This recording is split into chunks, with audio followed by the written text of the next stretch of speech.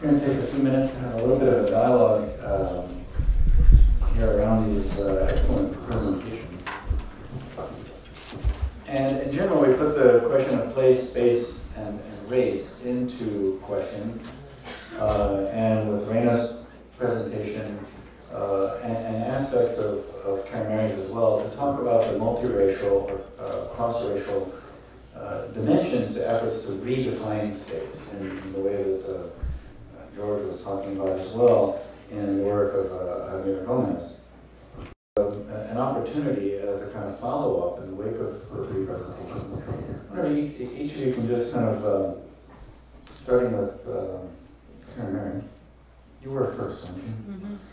Mm-hmm. Follow up on where George left off in a way of bringing this project that we've been part of into the present. It was a concern of ours doing this.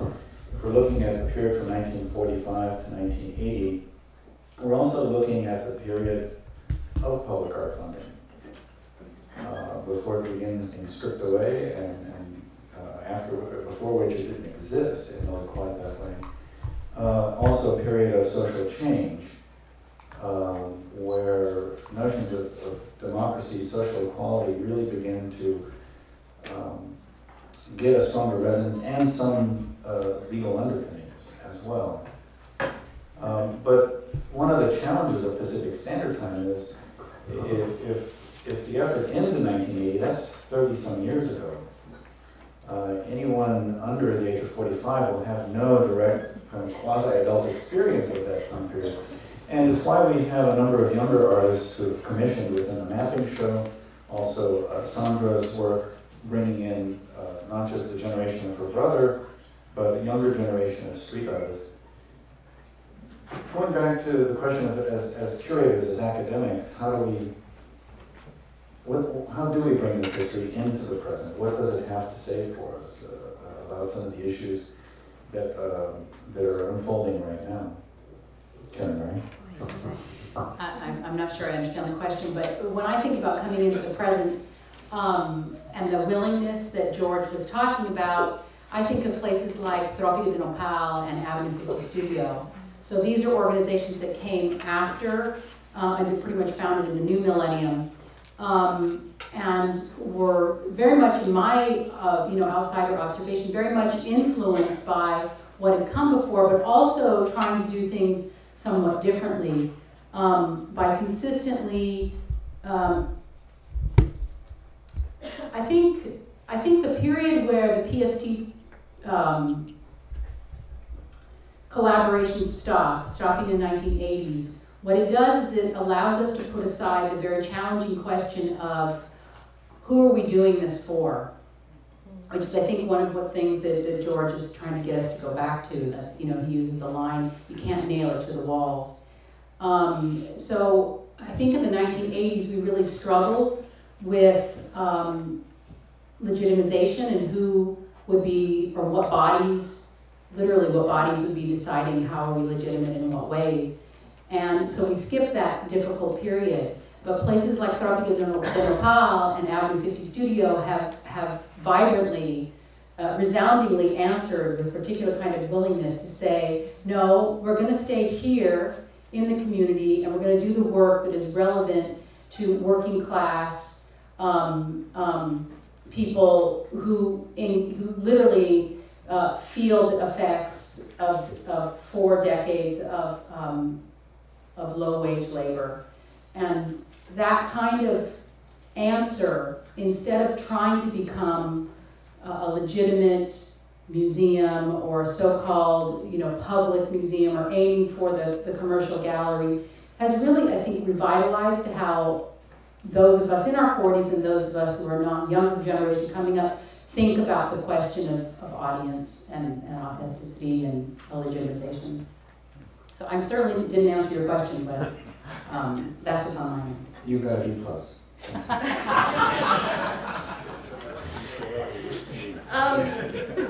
I think for me there are 2 points, and I mean, in thinking about these spaces, the one that also comes to mind is G727 or Gallery 727 that was on Spring Street, and Anthony Best is here.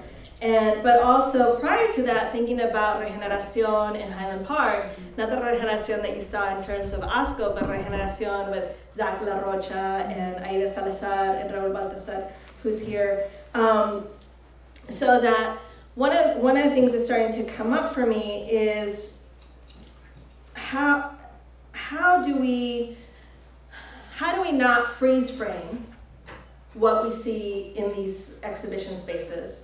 And I think that's part of what the research brought about, that in fact there are continuities. And I think that's what I'm really inspired by, are the continuities.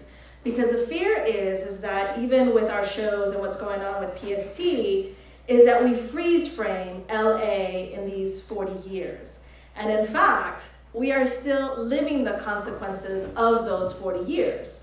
And that's something that I've been trying to understand even in terms of my own research about LA and this one region. The choices made by, whether it's the boosters, whether it's the mayor, whoever was involved, choices made in the 60s still impact us, how we activate, how we get to intervene, how do we get to create spaces. I mean, even to this day, there is not a Chicano museum really in Los Angeles. There is, the Museum of Art, History, and Culture that's at the LATC now, and now there's Plaza de la Cultura, but really a Chicano museum, like what we're fighting for to do in the mall at the Smithsonian. We don't have that, right?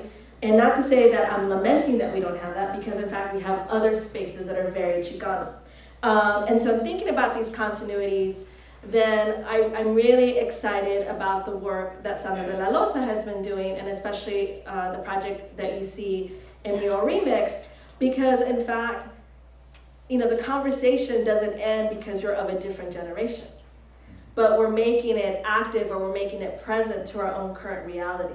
So these issues are not, oh, that happened, that was my grandparents, or even when I teach my students, oh, that's my parents, and it's just like, what, those are your parents?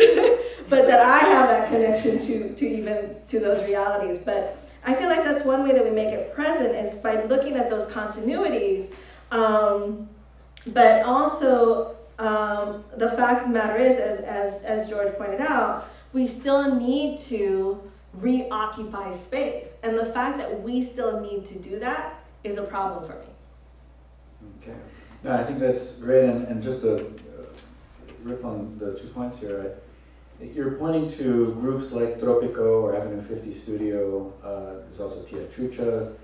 These are working within a commercial framework rather than a sense of public funding, because the public funding is not there. And I think it speaks to the kind of adaptiveness to how does one occupy space with the means that are available in that moment. But I think the other thing, and it's the historical conundrum, we've blocked off this period. It was blocked off for us. But as Karen Mary's pointing out, a third of the groups, half of the groups that we're looking at are continuing to exist and to function.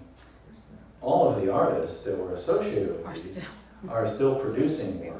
And there have been 2 generations of artists and art groups that have followed that. And it's that sense of overlap and simultaneity, and also of variation, the kind of differences of the types of organizations. We do have organizations that were created as political legacies that do get public funding. But we've also got the community-based groups that are living on their own dime, like Self-Help Graphics, founded 40 years ago, or Tropico de Natal. So I think that's an important aspect, is to actually do the reality check. And it's part of what we were trying to do with LA Chicano is, when we were asked to do an exhibition, my immediate sense is if we do an exhibition, we reaffirm the institutional belief that there's only one thing to say about Chicano art, even if we're saying it's about the past. And so we wanted to complicate that, even if it was a very difficult endeavor. It was a necessary one, because hopefully people will come away looking at these 4 shows realizing we still didn't capture it all. Yeah, well, I think the issue of public funding is important. It's important to remember that social movement activism was needed to make that public funding available. That what we have now is a kind of tax evasion disguised as philanthropy, which produces a different notion of what the art object is.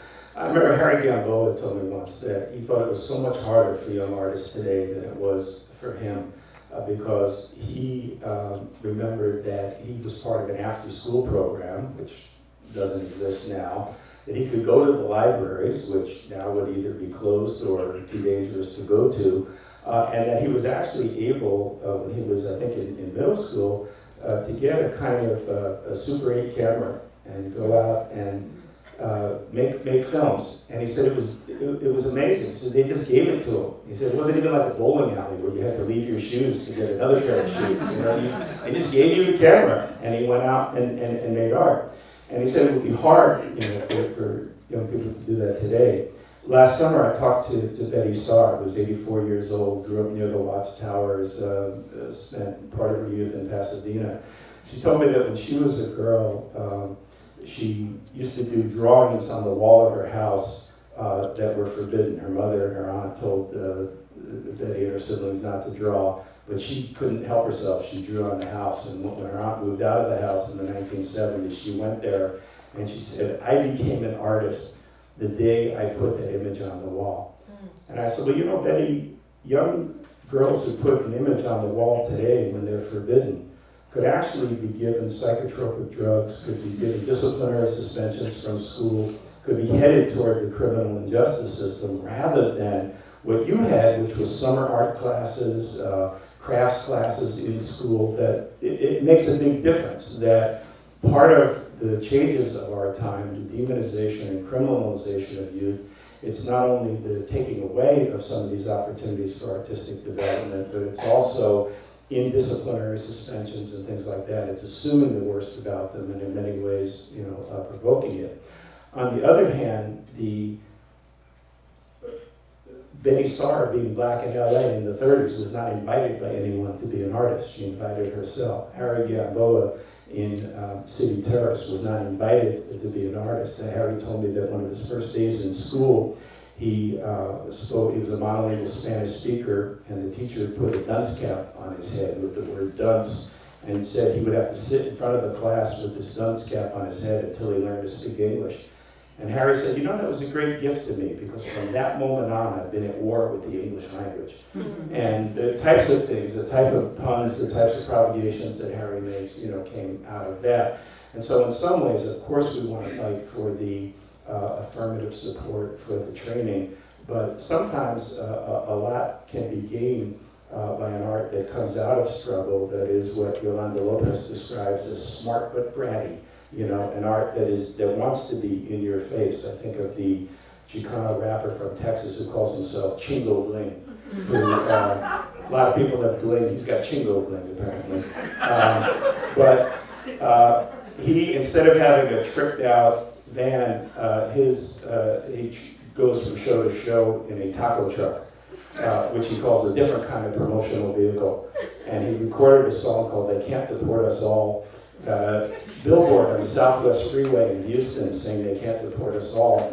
And the city had apoplexy. They said, you can't support illegal immigration with this billboard. He said, no, it's not a political slogan, it's a product. And in Houston, they said, oh, okay, then you can leave it up.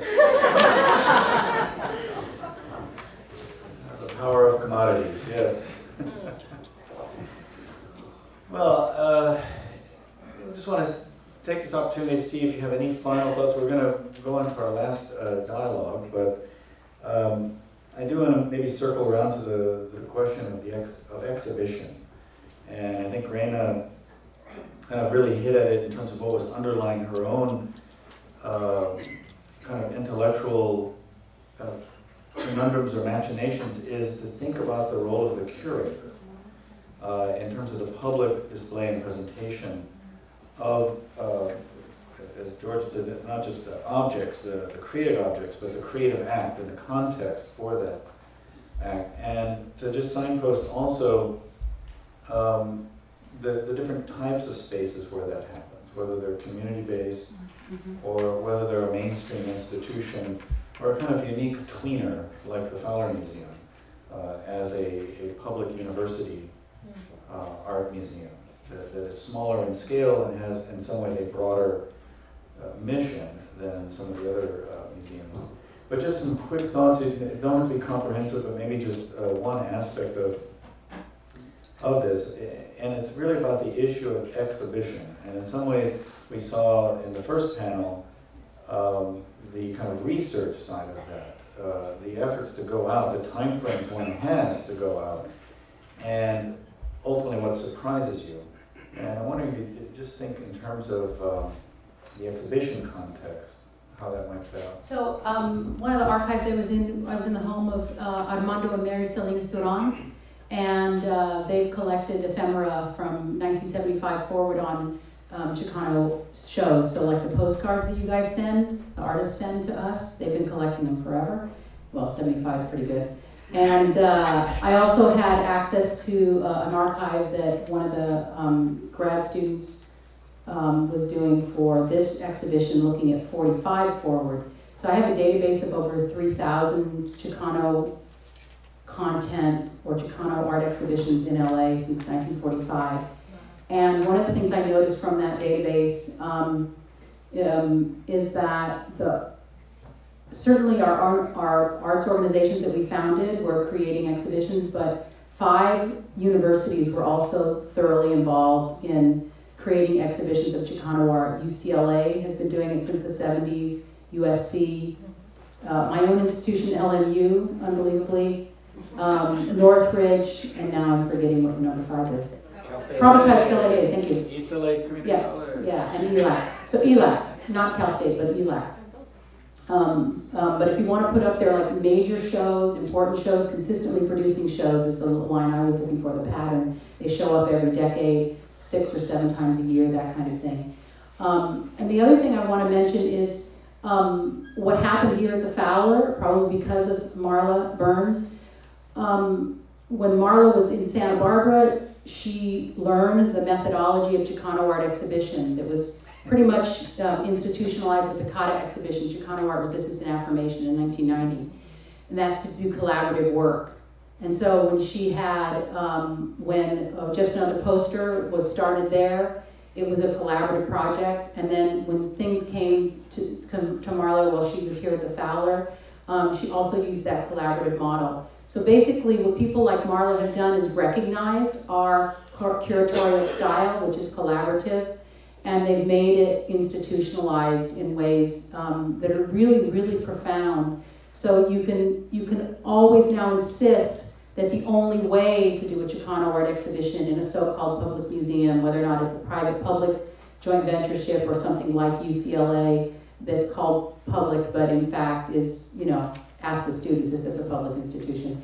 That now we have a solid footprint of over 2 decades of doing collaborative curatorial work. I guess I'm really struck with this question on exhibitions. I agree with Karen in that it's become our model to do this kind of collaborative work. And I think it also speaks to the fact that there's not one narrative, right? And we're all aware of that. But like in terms of the research, in terms of the exhibition practice, I mean, even going back to citing Gloria Saldúa, it's how does a show, and can a show, reflect all these multiple spaces that we inhabit and experiences? Because there's a way that, you know, as much as I was very moved and by Gara, and this is why I do the work that I do, it was because literally of Gara going into that gallery and seeing what was there. But my concern is that I want to see new work. That's my concern as someone who also wants to think about what goes on the wall. And I feel like this history is so important that the reason we have these type of shows like What's Up with the Fowler is because we're not done telling that story. But going back to your opening question, how do we bring it to the present? That is a very big challenge, but also a present that's not, you know, of one sole perspective. And, you know, to think about even what Tomás introduced this morning, I mean, to see a painting of Tizoc next to Whistler, that is exciting to me. And what does that story tell us? And I'm hoping that with PST, once we've seen, you know, all these spaces, cultural centers, museums activated and telling these varied stories of Los Angeles, that we can now maybe also engage with those stories that show these not only collaborations but these intersections. And I'm wanting more of that. And I know we have seen some of that work already in some of these exhibitions. But I think the fact that LAX had to be in a multi-site was a move in that direction. So. Yeah, and I think what you'll see with Pacific Standard Time is a kind of diversity in the aggregate. But I think we're still really needing to push on the kind of comprehensive survey show to really be comprehensive and to really survey. And the question is, who bears the responsibility for that? And it may be a question of who or where takes on the challenges of doing that kind of comprehensive or encompassing approach rather than the piecemeal ones. George, any last thoughts? Yeah, well, just, you know, as some just touched on for the institutional vision that you have, institutional spaces matter, and concessions made long ago live on in ways that ephemeral provocations in space sometimes don't do. It was very important when Americo Paredes was at UT Austin that not only he did his teaching and writing, but he started a mariachi ensemble. And mariachi ensemble exists to this day as a site of community knowledge, which has an alternative structure of expertise, and yet it still exists within the university.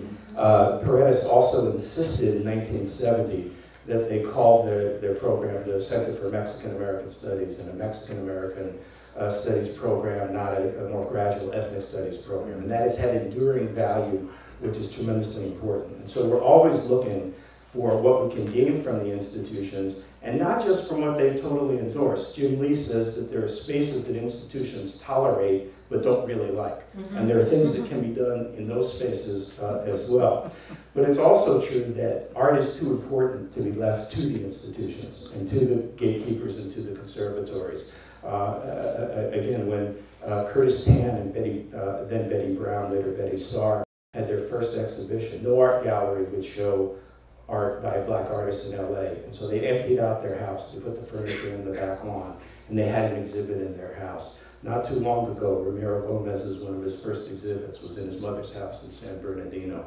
Come in and see the art, you know? And so you can turn private spaces into public spaces for exhibition, in addition to pushing the so-called public spaces, which themselves are owned by private interests anyway. Yeah. Well, thank you, and I think on that note, it's really important to work on all of those fronts. Let me tell you what we're going to do now.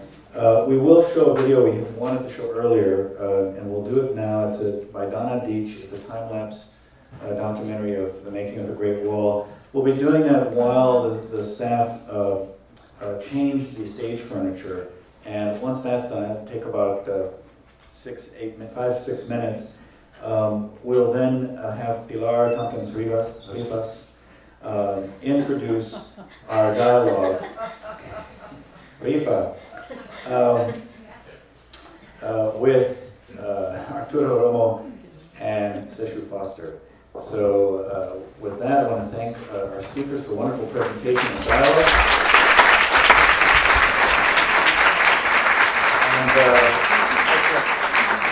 And enjoy the video.